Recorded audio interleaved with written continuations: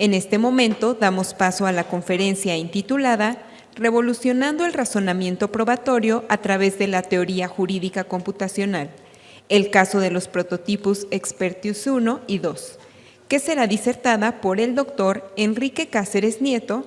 Modera esta actividad el doctor Jorge Alejandro Vázquez Caicedo, a quienes recibimos con un fuerte aplauso.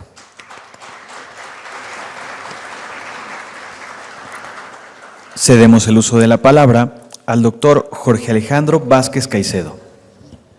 Excelente día, es un honor darles la bienvenida a esta conferencia magistral Revolucionando el razonamiento probatorio a través de la teoría jurídica computacional, el caso de los prototipos Expertius 1 y 2, a cargo del doctor Enrique Cáceres Nieto, en el marco del Congreso Internacional de Inteligencia Artificial aplicada a las labores jurisprudenciales, organizado por el Poder Judicial del Estado de México. Congreso internacional que nos permite constatar la importancia de la constante revisión y actualización de la ciencia jurídica mediante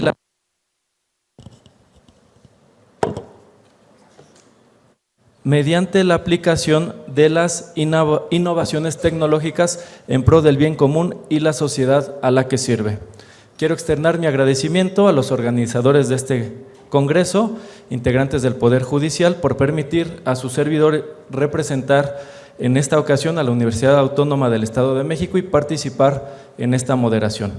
Permítanme darle la más cordial de las bienvenidas al ponente que nos introducirá en la trascendental tema de inteligencia artificial y su aplicación en este marco de ciencia práctica y jurídica. El doctor Cáceres Nieto es licenciado en Derecho por la Universidad Nacional Autónoma de México. Es doctor en Derecho por la Universidad Complutense de Madrid. Cuenta con un diplomado en Sistemas Expertos y Redes Neuronales por el Instituto Tecnológico Autónomo de México. Es maestro en Psicoterapia Ericksoniana por el Centro Ericksoniano de México. Cuenta con un postdoctorado en el Laboratorio de Desarrollo Cognitivo y Aprendizaje Complejo de la Facultad de Psicología de la Universidad Nacional Autónoma de México. Cuenta también con un diplomado en Sistemas Complejos por el Instituto de Ciencias de la Complejidad en París, Francia. Otro diplomado en Sistemas y Agentes Complejos por el Colegio de México. Un diplomado en Complejidad y Medicina por la Facultad de Medicina de la Universidad Nacional Autónoma de México. Es investigador de tiempo completo nivel C por oposición y fundador y coordinador del Laboratorio en Constructivismo Jurídico del Instituto de Investigaciones Jurídicas de la UNAM, donde es coordinador del área de Filosofía del Derecho y titular de la línea de investigación institucional, Metodología de la Investigación y Enseñanza del Derecho. Es investigador nacional nivel 3 en el Sistema Nacional de Investigadores e Investigadoras en el Consejo Nacional de Humanidades, Ciencia y Tecnología, la más alta distinción para investigadores e investigadoras en nuestro país. También es presidente de la Sociedad Paradigmas Emergentes en Derecho y Filosofía del Derecho, AC, miembro fundador del Instituto Internacional de Derecho y Complejidad, consejero presidente de investigación de la Academia Mundial de Ciencias de la Complejidad, miembro del Comité Técnico Académico e investigador responsable del proyecto titulado Modelos Mentales del Razonamiento Judicial, con especial referencia a las pruebas científicas de red y ciencias forenses. Por último, es investigador del Centro de Ciencias de Complejidad de la UNAM. Como vemos, tenemos un gran experto en la materia que espero que nos pueda aportar mucho en la temática que hoy nos ocupa. Estimado doctor, sea bienvenido a esta su casa. Muchas gracias. Al contrario, muchísimas gracias, Jorge. Muchas gracias. Bueno, antes que nada, mi felicitación y agradecimiento al magistrado presidente Ricardo Sodi, así como al director de la Escuela Judicial, el doctor Jaime López, y al doctor, magistrado y querido amigo de hace muchos años, Juan Carlos Abreu, el director de el Centro de Investigaciones de esta institución. Bueno, pues rápidamente, porque el tiempo apremia, tengo una presentación. Empezaré con esta idea. El derecho, como todos sabemos, forma parte de nuestra vida cotidiana y además va definiendo situaciones muy importantes de nuestra vida. Sin embargo, También cotidianamente estamos recibiendo información de la no aplicación del derecho. Esto lleva a una pregunta importante, una pregunta central: ¿de qué condiciones depende que el derecho sea efectivo y por lo humano genere los cambios en la construcción social de la realidad? Para los más jóvenes que probablemente ya han leído Kelsen, les recuerdo que decía que la existencia del derecho depende de su grado de eficacia. La pregunta es ¿por qué a veces funciona, por qué a veces no? Y para tratar de encontrar una respuesta a esto, bueno, me interesé en ver si a lo largo de la historia de la filosofía del derecho encontraba alguna tradición que pudiera responderlo. ¿Qué es lo que encontré? Encontré que a lo largo del tiempo podemos hacer una división de la historia de la epistemología en dos grandes grupos: la especulativa, antes de que haya exigencia de verificación empírica de las afirmaciones, y la empirista, cuando sí se hace esa exigencia de verificación. Y curiosamente, las distintas concepciones del derecho son subproductos de los esquemas o paradigmas epistémicos vigentes en épocas determinadas. Por ejemplo, en el pensamiento escolástico tenemos a la suma teológica, en el pensamiento empirista está el positivismo jurídico. Curiosamente, no encontré respuesta a la pregunta en ninguna de estas tradiciones. Y por otra parte, resulta que los supuestos epistémicos que quedan englobados bajo la idea de realismo metafísico están en crisis. ¿Qué era lo que era necesario? Generar un nuevo paradigma, que es a lo que me he abocado desde hace ya algunos años, proponiendo lo que llamo constructivismo jurídico. Bien.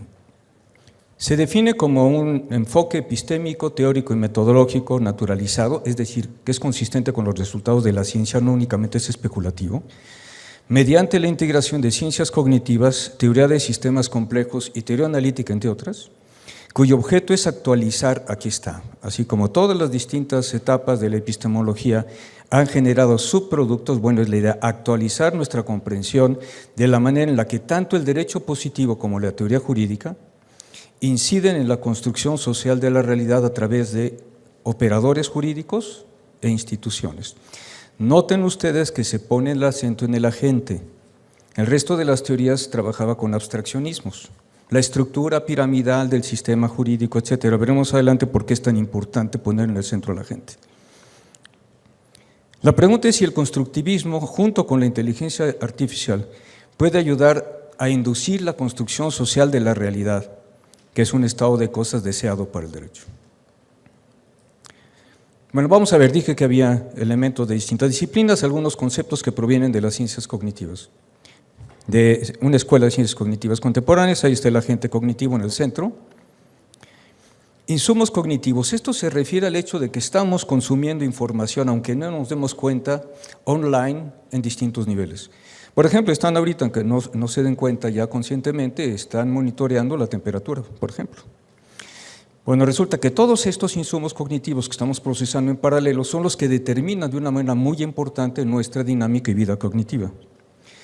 Pero un dato también, sabemos hoy día que nuestra cognición no opera únicamente en el espacio frío del cráneo, sino que involucra todo nuestro sistema corporal, en lo que se llama cognición corporizada. En términos de Antonio Damasio, diríamos que cuando decidimos con todo el cuerpo, sistema endocrino, sistema nervioso central, emociones, etc. Ojo, porque esto pone en tela de juicio la idea de que podemos aislar únicamente el derecho para hacer procesamientos. Bueno, esta idea nos lleva a lo que se conoce como el inconsciente adaptativo, que no tiene que ver nada con el freudiano, y se refiere a aquellos procesos que se van dando en nosotros de manera natural y que hacen que en un momento dado, de todo el caos de luces y ruidos que hay cuando somos recién nacidos, empecemos a recortar de todo esto lo que identificamos como nuestra madre. Independientemente de si se cambia de ropa, de si se pinta el pelo, aprendemos a identificarla como nuestra madre y no hubo ningún trabajo inferencial ni lógico para hacerlo. Vinculado con nuestra cognición corporizada se encuentra el concepto de modelo mental, que es la manera en la que sistematizamos la información del mundo externo para poder hacer representaciones del mismo. Les voy a poner un ejemplo muy sencillo.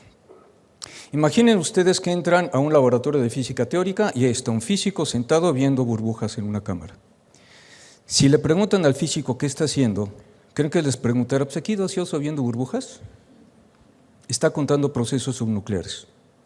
Si en términos de Sense Data estamos viendo lo mismo, pero él está procesando distinto porque sus modelos mentales derivados de su preparación como físico lo llevan a sistematizar la información de manera distinta.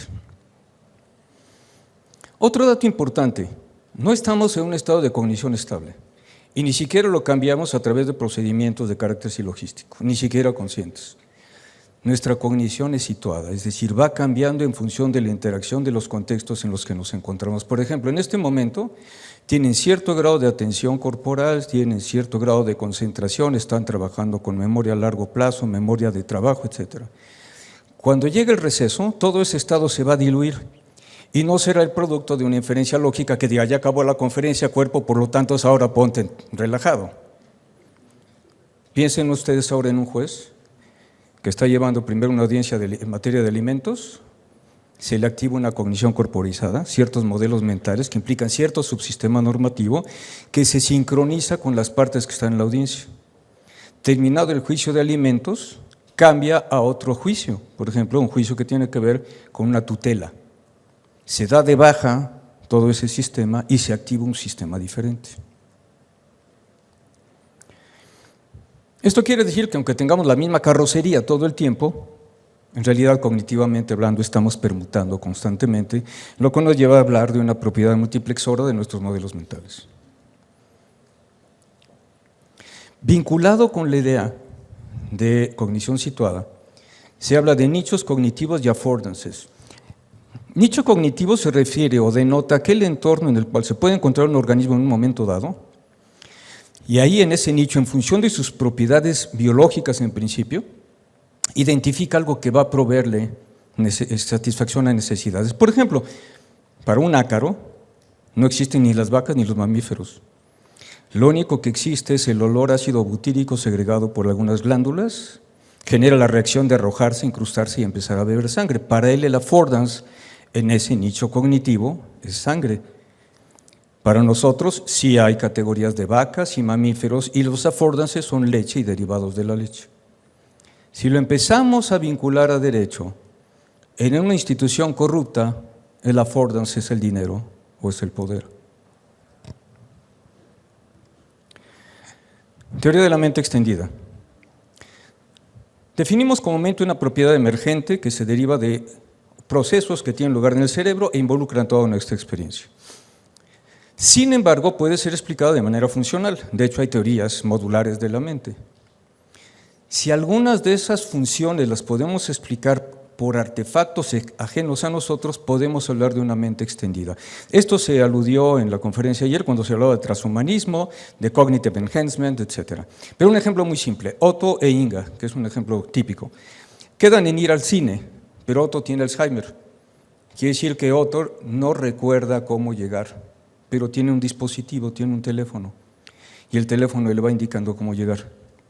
Sustituyó memoria a largo plazo, memoria de trabajo, ese artefacto. ¿Por qué es tan importante en este contexto? Porque resulta que la inteligencia artificial en buena medida corresponde a una mente extendida. La relevancia de todo esto que estamos comentando tiene que ver con que nuestras conductas externas son el resultado de un binomio cognitivo-conductual. Y normalmente en derecho nos dicen que la finalidad del derecho es regular la conducta externa. Pues no. El derecho busca regular los procesos cognitivos internos, a partir de los cuales puede ocurrir o no un cierto tipo de conducta. Fíjense ustedes el cambio tan importante que significa eso.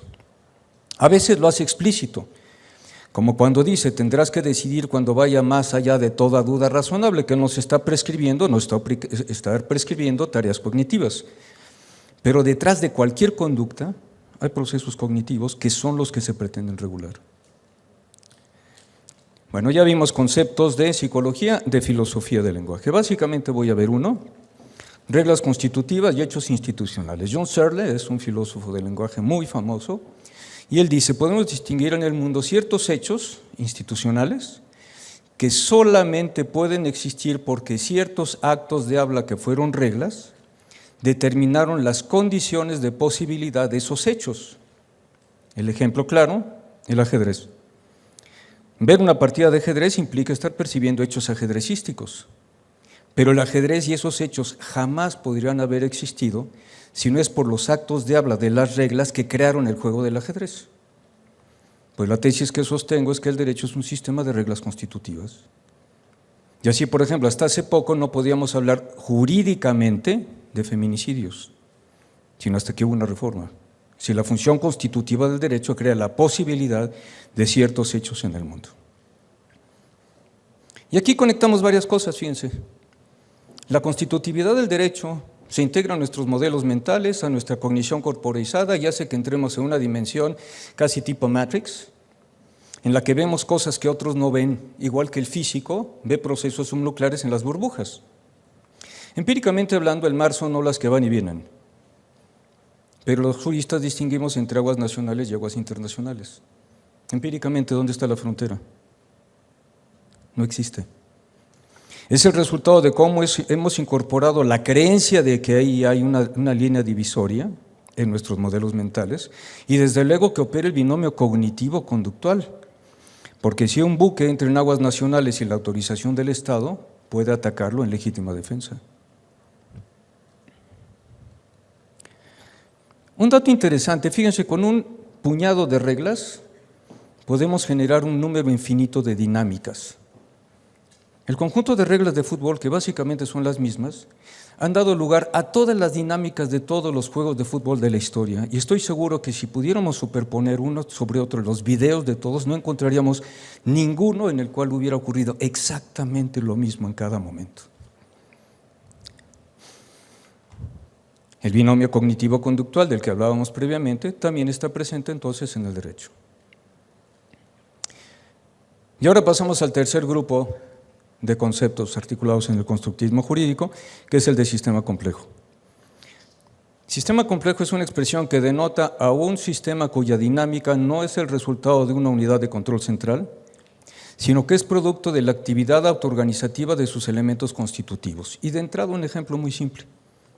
Individualmente considerada, cada hormiga es un agente estúpido, pero de la interacción autoorganizativa de las hormigas emerge comportamiento colectivo inteligente. Y no hay que ser tan presuntuosos.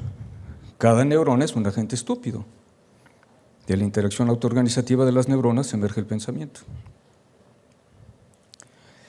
Bueno, como he dicho, son sistemas autoorganizativos, dinámicos, adaptativos, emergentes. A esto se suele referir diciendo que es más allá de la suma de las partes. Aquí tenemos una distribución de verduras que dibujó Archimboldo y de ahí emerge el perfil de un sujeto. Esta idea de emergencia es interesante porque también nos habla de dinámicas subemergentes, es decir, dinámicas autoorganizativas previas a que emerja otra dinámica, y les voy a poner un ejemplo. Cloruro y sodio aislados son tóxicos para el organismo. De la interacción autoorganizativa subemergente a nivel molecular entre cloruro y sodio emerge la sal y la propiedad de toxicidad desapareció. No se desesperen, no te lo vamos a conectar ya más con derecho. Ustedes, sí, qué bien. ¿Y? Tiene relaciones codependientes, es decir, si mueves una pieza del sistema puedes reconfigurar la pieza. Imaginen ustedes que nuestra mente, como muchos lo explicamos, es un sistema adaptativo complejo. Estás leyendo una novela de Agatha Christie y te está indicando todo el tiempo que el asesino es el mayordomo. Y en una página determinada resulta que era el ama de llaves. ¿Y qué pasó? Reorganizaste, reconfiguraste la comprensión de la novela. Lo mismo que pasa cuando con las pruebas que se tenía se asume que A privó de la vida a B y como prueba superveniente aparece B. Hacemos una reconfiguración retrospectiva de todo lo que habíamos armado. Bueno, y este slide es particularmente interesante porque aquí podemos ver cómo se integran todos los conceptos que hemos visto. Una casa de bolsa es un nicho cognitivo, institucional, se crea por el derecho, no se da ahí en la naturaleza como las manzanas. ¿Y qué es lo que estamos viendo? Hay una serie de agentes, vean ustedes su cognición corporizada, algunos están felices, otros están tristes, otros están enojados.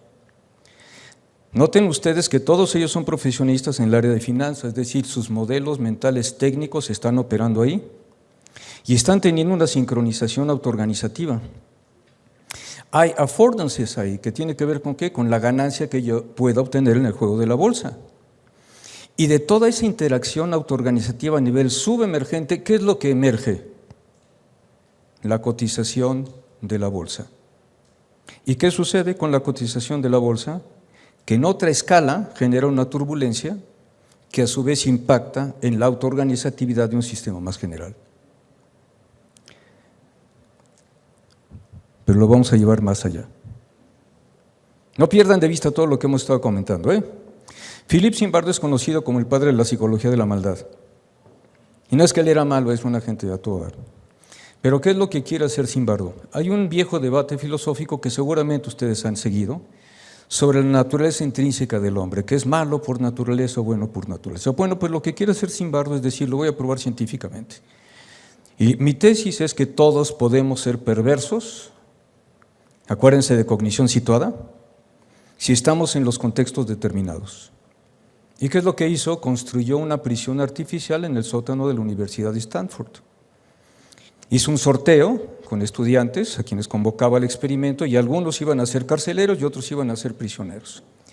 Dio una serie de instrucciones que indujeron la dinámica autoorganizativa del sistema. Y ojo, Zimbardo no es complejólogo, pero su investigación es totalmente compatible. ¿Qué es lo que obtuvo Zimbardo? El mismo comportamiento cruel de los carceleros y el mismo comportamiento deprimido de los prisioneros. El experimento se detuvo porque su pareja sentimental, que era una psicóloga, le dijo: estás haciendo una barbaridad en términos de ética profesional, y ahí se detuvo. Pero Zimbardo no se quedó contento y dijo: bueno, vamos a ver si en un entorno no controlado aparece el efecto Lucifer. Y entonces lo que hizo fue analizar la prisión de Guantánamo y Abu Ghraib. ¿Y qué es lo que encontró? Que quienes habían sido americanos ejemplares, padres ejemplares, soldados ejemplares, empezaron a comportarse de esta manera, torturando, celebrando que se había privado de la vida a alguien, es decir, el efecto Lucifer había emergido totalmente ahí. ¿Y saben qué es lo peor de la historia? Que no consiguieron nada de información de inteligencia vinculada con terrorismo. Fíjense lo que nos dice el propio Zimbardo. Los sistemas son como motores, ponen en marcha situaciones que crean contextos conductuales, unos contextos que influyen en la actuación de quienes se hallan bajo su control. Llega un momento en el que el sistema se convierte en un ente autónomo, independiente de quienes lo han creado o incluso de quienes parecen tener autoridad dentro de su estructura de poder. El mismo Zimbardo, en algún momento, cuando había habido un caso de depresión de uno de los chicos, pidió que se ocultaran todos los datos cuando los padres lo fueran a ver. En un momento de su libro dice: me di cuenta que ella estaba actuando más como director de prisión que como coordinador de investigación psicológica. ¿Y qué sucederá con el efecto Lucifer en las instituciones jurídicas en general y por lo tanto en las mexicanas? Esto me permite hablar de dos conceptos que he propuesto: el orden declarado y el orden implicado. El orden declarado es el que asumimos que corresponde a la dinámica que se sigue de lo que nos han contado acerca de cómo operaría el derecho en la práctica. El orden implicado corresponde a cómo efectivamente opera. Entonces aquí estamos viendo en el orden declarado un poder legislativo ordenado en el que asumimos que las discusiones son argumentaciones racionales, y en el orden implicado, ¿qué es lo que tenemos? Un agarrón absolutamente irracional en San Lázaro. Curiosamente, las prisiones han sido creadas como mecanismos de readaptación social. Salvo honrosas excepciones, la emergencia que se da en la dinámica de las prisiones es que se vuelven escuelas del crimen. ¿Se dan cuenta? Y seguimos generando prisiones porque partimos de los mismos supuestos y no hemos hecho las revisiones epistémicas necesarias. Pero ojo, estos problemas, primero, no únicamente implican perversidad en términos del efecto Lucifer, sino que también pueden implicar dispraxis, un funcionamiento inapropiado. Y nos vamos acercando a los problemas probatorios, a la determinación de la verdad y al mundo jurisdiccional. Por ejemplo, resulta que en Bolivia había un magistrado que resolvía sus casos leyendo la hoja de coca. Así como algunos leen el café, él leía la hoja de coca.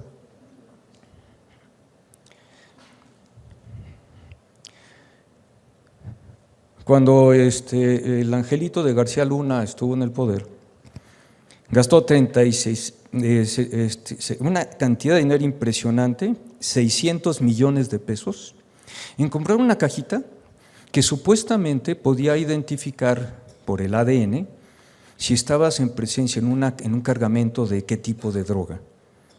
A través de una investigación que se hizo por un físico amigo mío, bueno, resultó que la cajita no tenía nada. Hay muchísimas personas en prisión todavía porque se tomó como prueba pericial lo que indicara la ouija del diablo, que así se le conoce. Pero ojo, y no hay que generalizar, pero tampoco podemos ignorar si queremos resolver problemas. También encontramos problemas en el ámbito judicial, como se ha mostrado en estos documentales, y como se ha documentado también, o conocemos a través de casos muy importantes. ¿Cómo es posible que Jacinta haya estado en prisión cuando la proposición probandum era Jacinta secuestró a 6 AFIS? La prueba correspondiente eran únicamente las declaraciones de los policías. ¿Me quieren decir ustedes bajo qué condiciones eso podría alcanzar un estándar probatorio? Más a la derecha lo que tenemos es una foto de un osito en una reja. Es un caso documentado por una investigación del CIDE. Es el caso de una chica que está en prisión, fíjense nada más, por robo de oso de peluche en tienda departamental. Las pruebas fueron fotografía del osito en el estante, fotografía del estante sin osito. Nos da risa, pero la mujer seguro que no le da risa. Y encontramos también, por ejemplo, casos de indolencia como el de Maricela Escobedo. El Poder Judicial en general funciona bien, pero también tenemos este tipo de problemas y fíjense que están vinculados ¿con qué? Con la determinación de la verdad, con la epistemología jurídica aplicada y los problemas probatorios. Bueno, ahí era la pregunta. La inteligencia artificial, el constructivismo jurídico y la complejidad me pueden ayudar a generar turbulencias en la dinámica institucional, de tal suerte que se limite el efecto Lucifer en el caso específico de la epistemología jurídica aplicada. Pues es lo que vamos a ver. Hay 2 proyectos que están vinculados, por razones de tiempo no voy a ser muy explícito marcando diferencias entre ellos, ambos han sido financiados por CONACYT. El primer proyecto es un sistema experto para ayuda a la decisión en el ámbito especial de alimentos que se desarrolló con el Tribunal Superior de Justicia de Tabasco en un trabajo admirable, realmente admirable, durante 7 meses. Los fines de semana, viernes y sábado, estábamos con los jueces quienes después de su jornada laboral y sin tener una retribución adicional, se quedaban a trabajar con nosotros en lo que llamo una metodología coparticipativa. ¿Qué hacíamos? Cuénteme, juez, ¿usted cómo resuelve? Empezaba a narrar, nos íbamos con mi equipo de investigación, veníamos a la ciudad, le dábamos formato, regresábamos, y hasta que ellos no se vieron en lo que les decíamos que representaba lo que hacían, pudimos asumir que teníamos algo muy importante, y aquí quiero subrayar, una teoría jurídica computacional. La inteligencia artificial es un tema de ingenieros. Hacer inteligencia artificial presupone tener la especialidad, por ejemplo, en ciencia de datos, saber manejar Big Data, etc. Y la pregunta es entonces, entonces ¿los juristas dónde y nosotros qué? Y hay que distinguir entre ética de la inteligencia artificial, derecho de la inteligencia artificial, donde sí tenemos todo que ver, e inteligencia artificial aplicada al derecho, que es a lo que me estoy refiriendo. Bueno, el papel de los juristas al desarrollar sistemas de inteligencia artificial tiene que ver con el desarrollo de teoría jurídica computacional, una nueva área de la teoría general del derecho. ¿Y esto qué significa? Que construye una teoría para resolver un problema susceptible de después ser trasladado en algoritmos. Bien, en el primer sistema, ¿cuál era el problema? ¿Cómo llevó a cabo la representación de la oposición entre las partes? ¿Cómo puedo hacer la representación que después pueda ser traducida? Y para eso lo que se me ocurrió inventar es algo que llamo tablas de oposición dialógica y derrotante.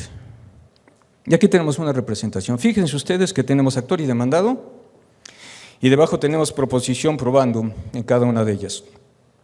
La proposición probandum es la que se tiene que probar. El actor dirá, es verdad P, el demandado dirá, es falso P. Hacia abajo, en una línea vertical, pero ascendente, lo que tenemos son las pruebas que soportan a cada proposición. Las pruebas pueden estar soportadas por otras pruebas, o incluso por razones que son artefactos argumentales. Pero si ven ustedes, de manera horizontal, lo que tenemos indicado es dónde está la oposición entre las pruebas que están pretendiendo soportar la verdad de las respectivas proposiciones en debate. Para cada una de las pruebas se pueden atribuir pesos epistémicos. Y la parte ya un poco más matemática la vamos a ver un poquito más adelante, porque esto dio lugar a otra cosa. Desde luego, una proposición probandum puede tener una serie de elementos, no es una oración con una sola partícula. El sujeto X, estando obligado a, no realizó la conducta phi, tenemos 3 elementos. Y cada elemento puede estar sujeto a debate dialógico. No, yo no soy, no es verdad que yo sea, no es verdad que yo haya estado obligado, no es verdad que yo no haya llevado a cabo la conducta. Bueno, gracias a que el Tribunal Superior tenía un proceso importante de digitalización de expedientes, pudimos trabajar desde la Ciudad de México, tener acceso a los expedientes del juicio de alimentos. Con un grupo de analistas que entrené para esto, empezamos a hacer tablas de oposición dialógica y empezamos a encontrar patrones de decisión. Lo cual quiere decir que en la cultura organizacional del tribunal ya había emergido un cierto tipo de dinámica ya estandarizada. Pero esto dio lugar a lo que llamamos templates, que podría haber servido como criterio orientador de cuál es el patrón que está siguiendo la institución y, ojo, en todo caso, como objeto de investigación por las instancias responsables de mantener la calidad del funcionamiento de la institución, algo así como un área de inteligencia institucional. Y también encontramos escenarios atípicos, casos en los que había problemas. Bueno, esto es simplemente la pantalla del prototipo de Expertius. Ahí pueden ver la fijación, la audiencia, problemas, etcétera. Hay toda una serie de elementos teóricos y metodológicos que no voy a comentar, pero fue muy interesante elicitar el conocimiento de los jueces. Si tú a un médico le dices, oye, un médico experto, te hace 3 preguntas y te dice, ¿tienes esto? Y se le pregunta, ¿y cómo le hiciste? Te dirá, no sé, es la experiencia. Mientras que un recién salido empezará a hacer la revisión del diagrama de flujo, del algoritmo, etcétera, lo mismo que pasa con un abogado. Pero ¿cómo elicitas si le das forma a ese conocimiento no consciente? Eso fue un problema interesante previo a la representación del conocimiento. Segundo proyecto, también fue financiado por CONACYT, también vinculado con problemas de prueba. El problema de la normatividad epistémica. ¿Qué quiere decir esto? Fíjense, podemos procesar cognitivamente muchas cosas y tener creencias sobre lo que querramos, ¿ok? Hay quienes, por ejemplo, siguen creyendo que la Tierra es plana, los terraplanistas. Quiere decir que hay cierto tipo de formas de procesar información que son superiores a otras, cognitiva y epistémicamente hablando. Y eso se debe a que aquí hay un método, hablando de algoritmos, y es el método científico. La pregunta es, ¿podemos encontrar o desarrollar en el derecho algo equivalente o parecido a la metodología de la investigación científica para poder justificar epistémicamente cuando decimos que estamos determinando la verdad de una proposición probandum? Ese es el problema, esa es la pregunta. Y ojo, ojo, porque a veces el derecho lo que hace es dificultarnos las cosas. Como ha explicado Laudan y como ha explicado Ferrer, y sobre todo de manera magistral, como ha explicado la doctora López Olvera, que nos acompaña a nosotros y desarrolló una teoría general de la competencia epistémica legislativa, la ley puede generar obstáculos y desequilibrios epistémicos. Un ejemplo así contundente, con el juicio oral le quitaron al juez penal su función más importante, persecutor de la verdad. Porque se tiene que atener las pruebas ofrecidas por las partes. Eso genera un obstáculo epistémico para la determinación de la verdad. Bueno, ahí está la definición, reglas cognitivas que deben de observarse para la determinación de la verdad en el derecho. Hay algunos intentos. Hay modelos matemáticos basados sobre todo en probabilidad, esta idea de la probabilidad bayesiana ingenua, y no se preocupen por la formulita que está ahí, quiere decir la probabilidad de que ocurra un hecho H, dada la probabilidad de que ocurrieron estos otros hechos, es de tanto. Así de sencillo. Presupone una tabla estadística de frecuencias para que sepas más o menos pues, la probabilidad de ocurrencia de cada uno de los hechos, de los cuales… Problemas, los jueces no razonan así. Hay una crítica incluso desde el realismo, contra el realismo que decía, el derecho no es otra cosa sino la predicción de cómo habremos de decidir los jueces. Y la objeción era, no es cierto, cuando un juez tiene que decirlo, dice, déjame ver cuál es la probabilidad con base en la cual yo habría de decidir. No, decide con los méritos del caso. ¿Qué otro problema tiene? No está representando los problemas de oposición dialógica. ¿Se dan cuenta? Hay otros intentos no matemáticos, como el de la propuesta de inducción baconiana de Jordi Ferrer, que en realidad es, digamos, como es demasiado simplón y tampoco se hace cargo de los problemas de dialógica ni nada por el estilo, y por otra parte parece ser más apropiado al proceso de investigación de un detective. ¿Ok? Bueno, no me voy a detener en esto por razones de tiempo. ¿Cuál es la propuesta que hago? Genero lo que llamo un modelo conexionista coherentista. Su objetivo es visualizar la dinámica de un modelo mental óptimo de razonamiento judicial. La teoría jurídica computacional está inspirada en la teoría conexionista de la mente, de la memoria. Hay elementos de investigación empírica, los vamos a ver, de carácter cualitativo. Y la metodología de representación del conocimiento utiliza como metáfora, no hicimos redes neuronales, es decir, no utilizamos la tecnología de redes neuronales, pero utiliza la representación de una red neuronal artificial para explicar el funcionamiento del modelo, que desde luego podría ser conectado con… Bien. A todo esto, déjenme hacer una acotación rápida. Todo esto que le estoy diciendo corresponde a lo que se suele llamar en el argot la good old-fashioned artificial intelligence, quiere decir cómo le hago para entender cómo funciona un experto y lo represento. Diferencia con la inteligencia artificial actual, la de machine learning, etcétera. Ya se habló de la calidad de los insumos. Si resulta que lo que tenemos en disposición en la red son casos en los cuales, cuando ocurren situaciones de robo departamental, la prueba que hay que tener es la foto del objeto en el estante y la foto sin el objeto en el estante, que es lo que hay, lo que tenemos es una propagación de la dispraxis. ¿Qué quiere decir eso? Que tenemos que echar mano en una combinación entre la good old-fashioned artificial intelligence y la contemporánea. ¿Por qué? Porque lo que buscamos es optimizar, no simplemente que haya una réplica de lo que hay. Bueno, no me voy a meter mucho con esto, rápidamente vamos a ver. Solo recordarles una neurona. Ahí está la parte gorda de la neurona, que es el soma, el axón, y de este lado lo que tenemos son los botones sinápticos de otras neuronas.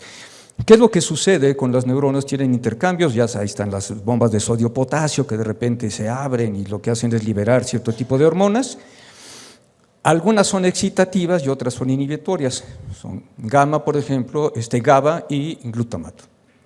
Ahora, ¿de qué depende que el soma dispare en el axón hacia otra neurona? De que se obtenga cierto umbral. Ahí está el signo de sigma.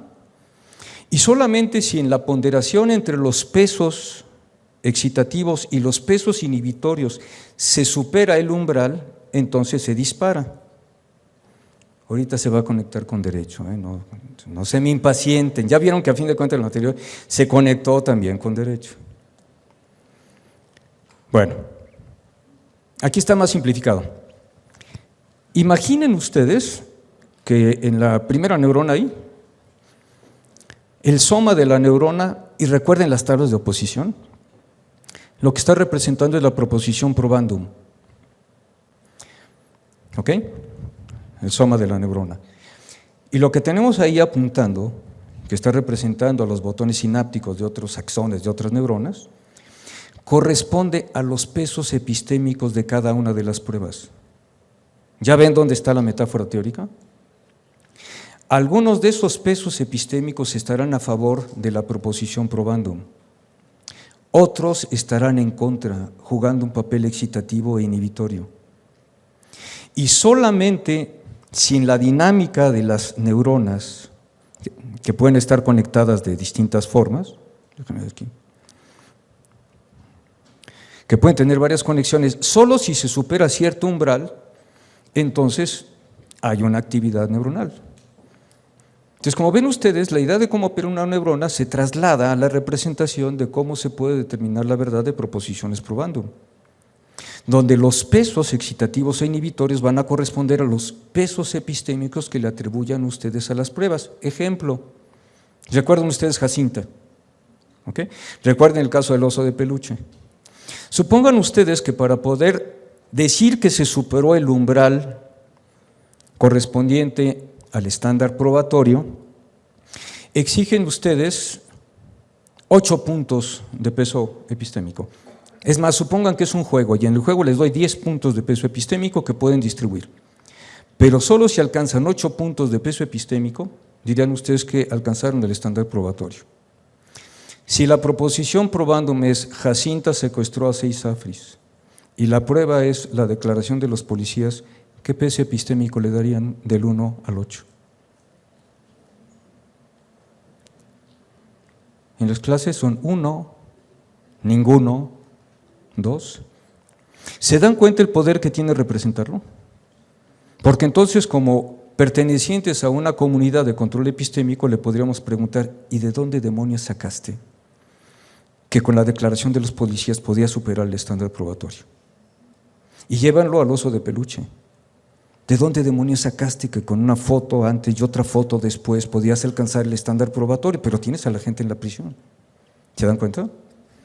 Bueno, aquí están los métodos de investigación cualitativa. No me voy a detener en ellos, el que trabajábamos con los jueces, pero vamos a ver rápidamente en qué consiste el modelo. Es una neurona multicapa. Está conectada por capas. En la primera capa están las proposiciones fácticas, las proposiciones probandum, en las que descompone la narrativa. Tenemos una capa interna de pruebas, otra sobre la estructura de la norma jurídica, de incluso la teoría general del delito, esto está en materia penal el ejemplo, y la salida final como culpable o inocente. Bueno, aquí es lo que pasa en la mente de un juez, está recibiendo información, aquí está la organización interna de sus conexiones, las distintas etapas del proceso, y vamos a referir rápidamente un caso, el caso Hattori, que es un caso real. Un joven japonés va de intercambio académico a Estados Unidos, llega en época de Halloween a la familia de los Peirce. El joven Peirce lo invita a ir a una fiesta de Halloween, llegan a la dirección equivocada. Dentro, ¿qué es lo que está sucediendo? Está la mamá de los Peirce viendo con sus hijos películas de terror. Pero además hay información de un asesino serial en la colonia. De repente la madre ve que alguien entra a su jardín vestido de manera estrafalaria. Le llama al marido que había sido combatiente. Baja con el arma, abre la puerta, grita "freeze". El sujeto da 2 pasos más en el jardín y lo mata de un balazo en el pecho. Esos son los hechos. Bien. Testigos. Algunos testigos dicen que, contrariamente a lo que él había afirmado, no entraba el joven de manera amenazante, sino más bien divertido, vestido de John Travolta. Lo que dice el joven Peirce es que apenas estaba entendiendo inglés, no podía comprender la expresión coloquial "freeze". Él admite que le disparó en legítima defensa. Aparecen pruebas de rodisonato. Aquí están las afirmaciones que él hizo. Esto forma parte de la descomposición de la narrativa. Él confiesa, ahí están las huellas, es positivo en rodisonato, y tenemos la confesión del amigo, que era un estudiante, y los 2 testigos que dicen que no era peligroso ni nada por el estilo. Y aquí tenemos la representación de la dinámica. Vean ustedes que ahí están las distintas capas, y van a ver cómo los nodos cambian de color. Cuando es color amarillo, equivaldría a un es plausible que P. Cuando pasa a anaranjado, es probable que P. Cuando pasa a rojo, es verdad que P, y cuando pasa a gris, es falso que P.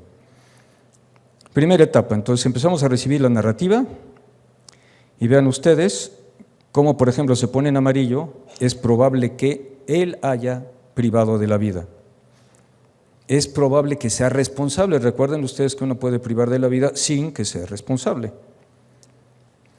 Pero también se activan, y esto tendría que ver con las posibles neuronas inhibitorias, las excluyentes de responsabilidad, con un grado de es probable que haya excluyentes de responsabilidad. Pasamos a la etapa probatoria. Él admite que efectivamente lo privó de la vida, le disparó, y ahí están las pruebas, las pruebas de las huellas dactilares, etcétera. Es verdad que él lo privó de la vida. Es verdad que privó de la vida, pero fíjense cómo cambia el peso epistémico. Es probable que él sea responsable, porque siguen vivas las eximente de responsabilidad. Más adelante aparecen los testigos, y con los testigos empiezan a desactivarse las eximentes de responsabilidad. Es falso cada uno de los supuestos de eximentes de responsabilidad, y entonces la proposición es responsable de pasa a verdadera, y la salida final es la culpabilidad. Aquí entonces vemos cómo este modelo explica un modelo de dinámica optimizada. Bien, ¿qué pasó con esto? Y aquí viene la parte interesante, o la parte más interesante. Tenemos una teoría jurídica computacional, pero así tal cual es teoría jurídica. La pregunta es, ¿cómo le hago para que pase a un sistema de inteligencia artificial? Bueno, pues platiqué con un amigo matemático, Ricardo Mancilla, le dije, mira Ricardo, esto es como explico las cosas, este es el modelo.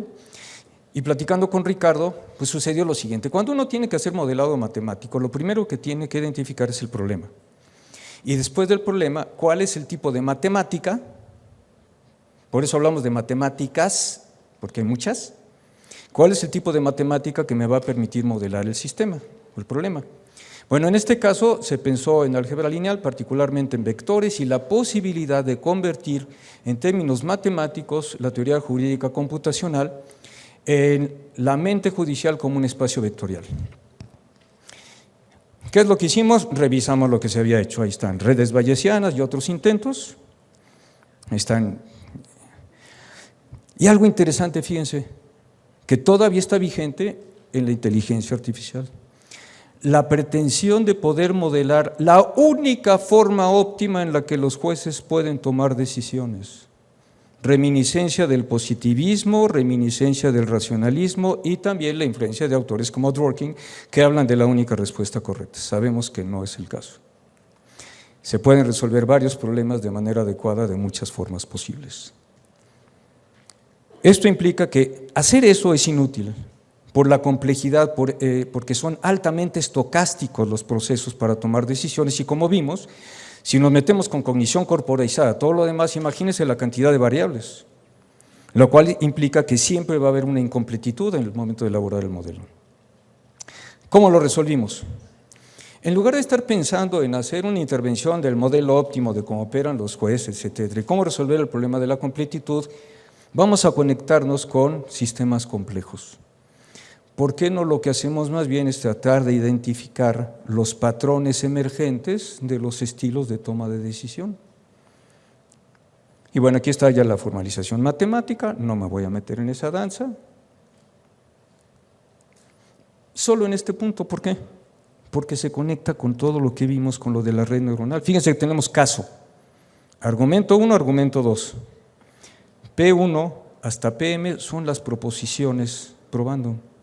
Y abajo, pero en P tenemos pruebas, argumento tiene que ver con las proposiciones probando. Abajo tenemos P1, PM, que tiene que ser pruebas y ven ustedes B, A, C, E, P. Eso corresponde a, aquí está más claro, el conjunto de parámetros de los cuales depende la asignación de peso epistémico a una prueba. Tiene que ver con su grado de validación científica, o su validación en todo caso, su atinencia, la confiabilidad, la ejecución y la presentación. Es decir, una vez más una red. Y dependiendo de los valores de los parámetros, podemos asignar el valor a una prueba específica que a su vez estará conectada con la dinámica de todas las pruebas para ver cuál de las dos probando satisface el estándar probatorio. Bueno, aquí está una representación final y ahí está la pantalla del prototipo. No sé si pueden ver, de la parte izquierda tenemos la proposición: Danilo Candelario X cometió el delito de violación en contra de Ercilia, Elizabeth, etc. Abajo, Danilo Candelario participó en el hecho delictivo, esto es lo que soporta la afirmación de que lo cometió. Y del otro lado, Danilo Candelario no cometió, ahí está P contra no P, y el acusado no presentaba lesiones de ninguna naturaleza que hubieran implicado forcejeos, por ejemplo. Aquí lo que ya tenemos, sobre todo del lado derecho, es la parte de la pantalla que corresponde a los distintos parámetros para la determinación de la ponderación de una prueba: confiabilidad, ejecución, validación, presentación, atinencia, etc. Y aquí está la representación de la conexión de las pruebas con una proposición probando de una de las partes que está ahí en verde y su conexión con el juez que está en azul. Pero esto es nada más una de las partes. Aquí ya las tenemos a las dos. Tenemos una parte en azul, la otra parte en rosa. Y si se acuerdan, o sea, para llegar a derecho tuvieron que pasar física y tuvieron que usar matemáticas. Bueno, de física acuérdense simplemente del concepto de vector. Dependiendo de la suma de los vectores que tengamos, el sistema alcanzará un cierto estado de equilibrio. ¿Se acuerdan? Las flechitas con fuerzas opuestas. Bueno, dependiendo de si alcanza qué estado de equilibrio, diremos que satisfizo o no el estándar de prueba para alguna de las proposiciones. ¿Y qué más? Recuerden ustedes lo que dijimos, no estamos tratando de modelar el modelo óptimo de decisión judicial, sino que tomando en cuenta cómo distintos jueces están decidiendo, podemos identificar patrones. Y así, por ejemplo, en el pie de la derecha, pueden ustedes que hay un pedazo de pastel más grande, que implica que ahí es donde tenemos un patrón que tiene mayor frecuencia estadística con respecto a los demás. Bueno, ventajas. La representación gráfica de los modelos mentales transforma la caja negra en una caja translúcida.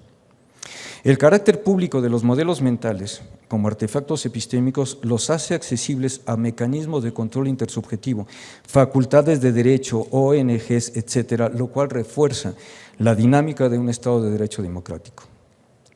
Y como reflexión final, como sostiene Kelsen, la existencia del derecho depende de su grado de eficacia.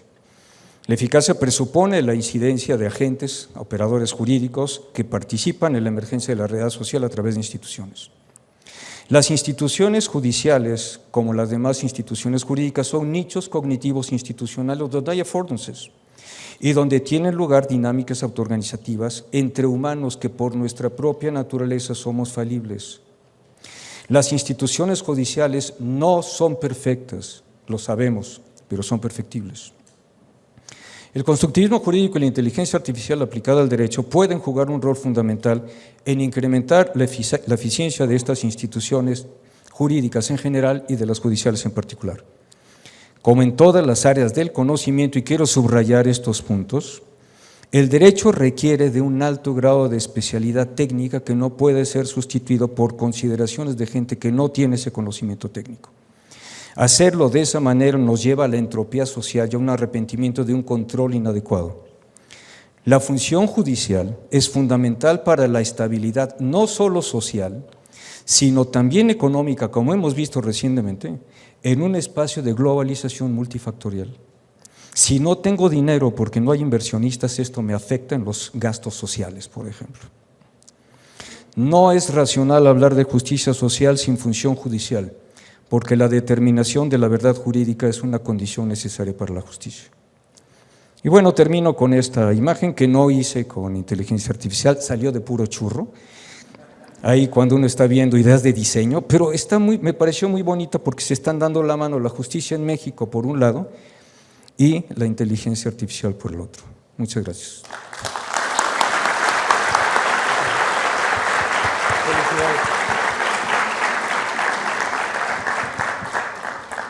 Agradecemos mucho la participación del doctor Cáceres Nieto.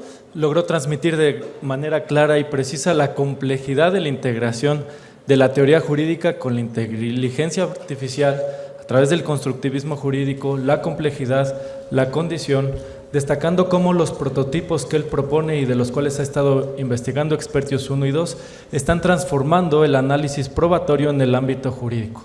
La combinación de la teoría y la práctica ha proporcionado a través de esta ponencia una visión integral de cómo la inteligencia artificial está cambiando la forma en que abordamos y resolvemos cuestiones legales.